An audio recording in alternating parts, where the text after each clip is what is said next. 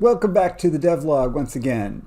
Today I would like to look into how to make a semi-transparent 3D character in the Unity game engine. You'd think that would be pretty simple, but it's remarkably, I found it to be remarkably more difficult than expected. Here we have a character. I just downloaded this character from Mixamo. Let's take a look here. Mixamo plug real quick. You can get some really cool different variety of characters to use. Great starting point for mock-ups and so forth. And Mixamo makes these things freely available. So plug for them. All right, so I got myself a character. Let's imagine, for example, two obvious use cases for this. One is like maybe it's a ghost. Maybe it's like a Jedi Knight blue glowy and you want it to be semi-transparent, or maybe it's like a character that you eliminated. You eliminate your enemies and you want them to fade out instead of just blinking out of existence. And yeah, there's a game here at school where that's what the student wants to do, is how do I make my enemies fade out. This character is just using the standard renderer, and in the standard mode, the alpha setting on the color doesn't have any impact immediately, but there is a rendering mode option. So the transparent mode looks cool, but it turns it into something that, maybe that's more ghostly, but we want to fade out our character, and so we'll choose the fade option from the standard renderer, and now you can fade the character out. But if you'll take a look here, you'll see that it doesn't really look right. There's some rendering artifacts. The ear right here is a good example that you're seeing the ear through the body. Right, that's what it's supposed to look like. That ear is behind the head, but in fade mode. The Z-buffer is just disabled. The Z-buffer is disabled for semi-transparent rendering, and it's understandable why we would do that, but it's causing this effect where you see stuff and it can be really, really creepy looking. Like you see eyes and stuff through the head, and the ears are poking through the head. And simply turning on Z-buffer isn't going to fix it, because it's going to depend on the order in which we render things. So the technique we want to apply is what is called a z-prepass, or a depth pass. What we want to do is first render the character only to the Z-buffer and not draw anything into the color buffer. And then that will take the foreground most parts of the character. They will fill the Z-buffer. So then we'll render a second pass that is the color, and anything that is behind that Z-buffer that we already rendered will not draw. So this back ear will be skipped, and the front of the face will be drawn, and we'll draw that pass with semi-transparent. So that's what we want to pull off. And what makes it tricky is how to get it to do that. How to get Unity to do what I just described. If we have direct access to the graphics API, these are all pretty straightforward things to want to say and express. The trick becomes, how do we do that in Unity? And I spent a great deal of time digging through Google searches, discussion boards, the documentation, and ultimately I was able to make it work. And so I'm sharing that with you now to save you a lot of effort. Okay, here's where I'm going to begin. I'm going to begin with, I want to create a custom shader, and I'm going to use a standard surface shader because it's the simplest kind of shader that you can make, that essentially just does what the standard shader does by default out of the box. So I've just made my standard surface shader and I've applied it to my material, and you can see I have lost the alpha off of there, and I lost that little drop down box where I could say that it was semi-transparent. So we're going to need to add that back in. Let's get that added back in. Digging through the the documentation, there's multiple things we need to do. The render type is not opaque. It is transparent. That's pretty straightforward.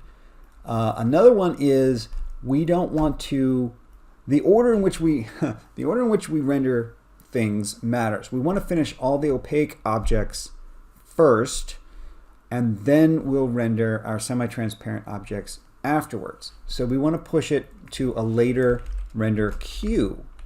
So the queue we want equals also transparent. We're going to draw our ghostly mouse with the transparent objects and in transparent mode.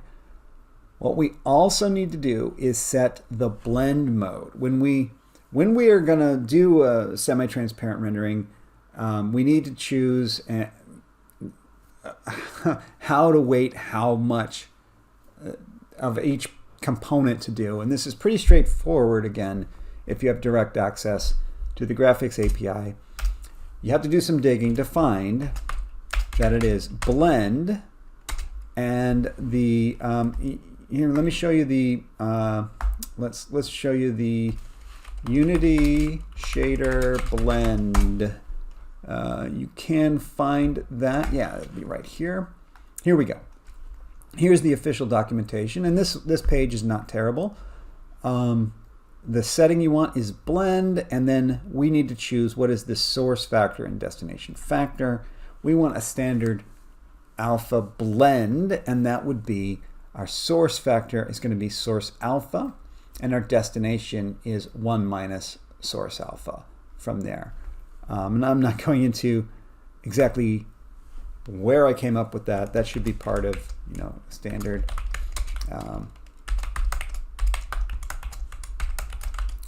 rendering class or whatever, wherever you learned how rendering works.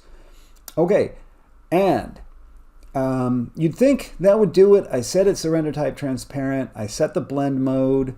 Let's check it out. It hasn't done anything. We can confirm that the standard shader is feeding our color alpha into the alpha. There's one more setting we need to do, and that is a pragma. We have to do pragma alpha colon blend. Boom. I think that is the correct pragma. There we go. Okay. Now we have recreated the original shader look, and now that that's recreated, we can insert the z-prepass that we want to do. Okay. Multi-pass rendering is a thing that that we do. Is we'll first draw the Z and then draw the same character again using this surface shader. That the surface shader is already correct. We just need to add a pass in the front of this, and I'm going to say add it before we say the blend. So I'm going to add a pass. I want to add a pass here that is just the most basic of basic passes that just draws to the Z buffer. And how would I do that? I think the easiest way is to create another shader, and this time just the simplest possible shader you can do, an unlit shader. And it doesn't matter what you call it, because we're only using this to copy this pass. This is the pass that does your basic unlit shader. We want to get, you know what, let's see what that does actually. Let's put that on our character so we can see. Just no lighting, it's just the basic character himself. We'll put the fader back on there. So let's take that code and we'll stick it at the front of ours. So before, this is my standard surface shader with alpha blend, right? And now this is going to be my z-prepass. Okay, by sticking this on the front, it's going to render this first and then my other pass. And so here's something I'm going to do. I'm going to change the color because I just want to see, did this work? I really want to see that it works. So I usually do like, give me a red. Just give me a hard-coded red. And that should be very obvious if we see that in the shader. It did turn kind of red. So let's see what we have done. If I turn the alpha all the way off, the alpha shader now is gone, but my first pass is drawing red. So the first pass draws red, check. That'll be my z-prepass. The second pass is this blended on effect. Okay, now all I got to do now is get rid of that red. So let's take that red that we're drawing and tell it we don't want to draw color at all. And again, this is something if you have direct access to the graphics API, you can just say turn off color rendering. We don't have a render target, that's that's the color render target at all. Just go to the Z buffer. And that took me a little while to figure out how to do that with this pass. Up here in the pass, before we go to the C program, the CG program, we put color mask 0. That allows us to mask off which color channels we're writing to, and we don't want to write to any of the color masks. That should cause that to become a z-prepass. And now we've got the exact effect we're hoping for, which we can fade our character and we do not see through the character in weird ways. Looks really nice. As long as I'm in here, let's optimize this z-prepass a little bit because it's kind of wasteful. We aren't using this texture for anything. We don't need the texture. We don't need the fog. Let's just return some hard-coded color is fine. And if we don't need the texture and we don't need the fog, let's get rid of those. We don't need the texture, so we need to get rid of those. And here's the texture coordinates. Don't need that. Not doing any fog. And the texture coordinates. The only thing we have left is the vertex position, which we do need to transform so that it matches the character exactly, because we need the Z buffer to be perfect for that. And that's it. And so, yeah, we don't need fog. Let's get rid of that too. All right, let's verify that still works. And it does. Okay, so there's our z-prepassed semi-transparent character, and we can make the character fade out. There we go. Let's verify that works in the game. All right, there's my mouse dancing in a semi-transparent mode. Yay! Okay, the next thing you're probably going to notice is, what about the shadow? If I want to have this as an enemy that fades out, I need to fade out his shadow as well. How do I pull that off? Let me start you with the standard. The standard shader did something with the shadows that was connected. It was connected to the transparency, the alpha. But ours is not. Ours is totally not connected to the alpha at all. But what the standard one did, and let's put the standard one back. Standard one just blinks it out. Okay, let's fix that. If we go to the project settings and choose graphics, we'll find that in Windows mode by default, we get semi-transparent shadows, but on mobile builds, it defaults to disabling that.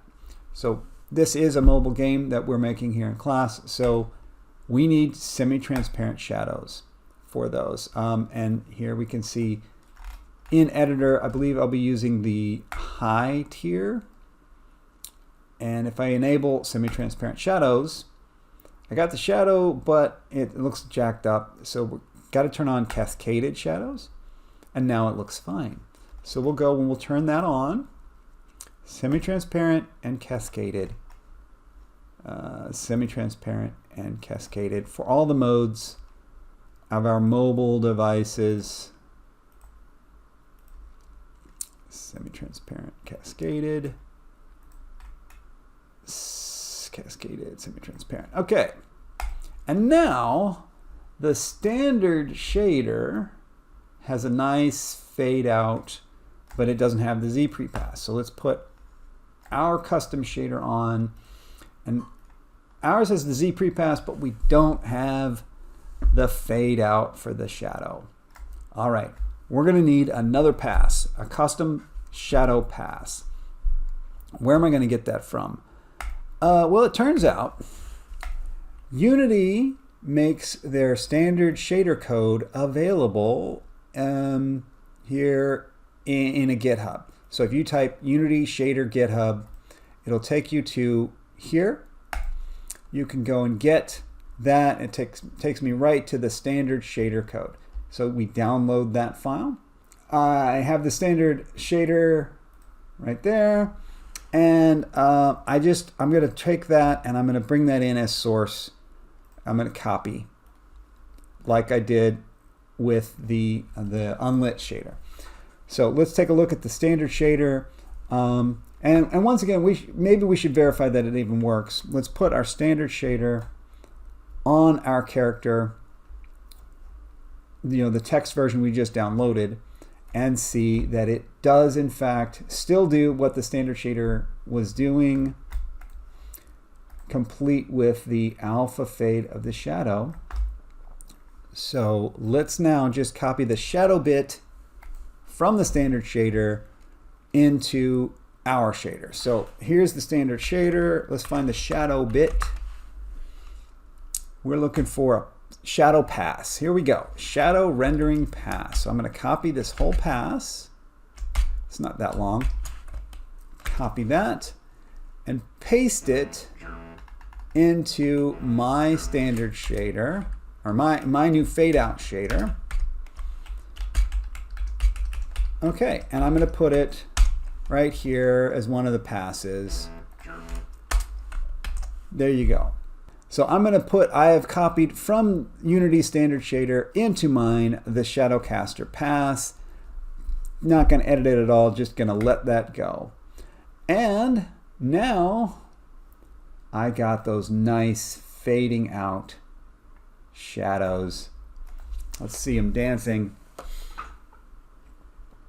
There you go, a semi-transparent shadow. So if I want to write a script to have my enemies defeated and they're going to fade out, they fade out along with their shadows.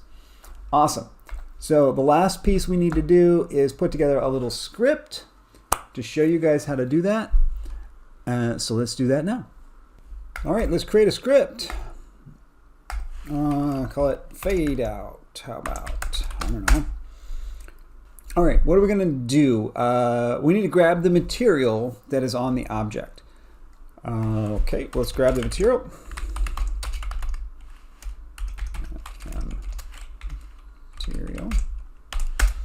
And we'll use our start to grab it. The material, let's go and look. The material is on my character, but it's not on the root of my character. So that's going to be one little trick. It's on a sub object. And here's the material down as part of the mesh renderer. So let's use our start function to go and grab, we're going to try and grab this material. Okay, and it's going to be on a subcomponent, so material, no, renderer. First we've got to get the renderer. Get component in children, because it's not necessarily on me, it's probably on my children. So I'm going to do that. And as I do so, I'm going to note you might have more than one renderer to grab. So you might need to do get components in children to get all of them. If we have one, we're going to grab the material. And I'm going to say material equals renderer dot material. And you can see right here, you can get all the materials. and that could be an array of materials, or just the first material. My mousey only has one material on it, so this is fine. In your version, you may need to take that a little further and get all the materials from all the renderers. Okay, one more little trick that I'm going to do is this grabs the material by reference that's on my object. I want to instantiate it because I want to control. I'm going to be controlling the alpha on that material, and I want all the materials that are using that, just this one. And so I'm going to make a copy of it. So that's how you can make a copy of a material. Just make a new material, pass the old material in. That's on there. And I need to make sure I apply my new material to the renderer. Okay, so now I have instantiated a material and it's there. And now let's see here. Let's make just a public float. Okay, just gonna make a public float for the alpha. You're gonna call it alpha. Okay, and in here, I need to set this material color.alpha to my public variable. That's all I gotta do. So let's get the color to start with.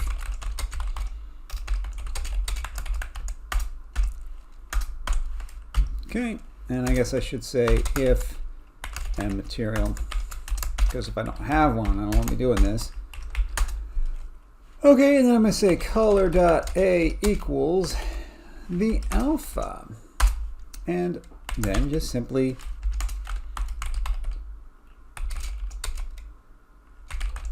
put that color onto the material. All right, that's going to allow me now to have a public variable that I can just fool around with in the editor and have it feed through in game. So let's see. Let's see that in action. Okay, I'm going to put the fade out. Did I already do this? No, I'm going to put the fade out component on the root of my character. And let's hit go. And we can see there's my fade out component, and here's the alpha. There you go. Oop, negative numbers do weird things with the shadow. Watch out for that. Okay, cool. What happened here?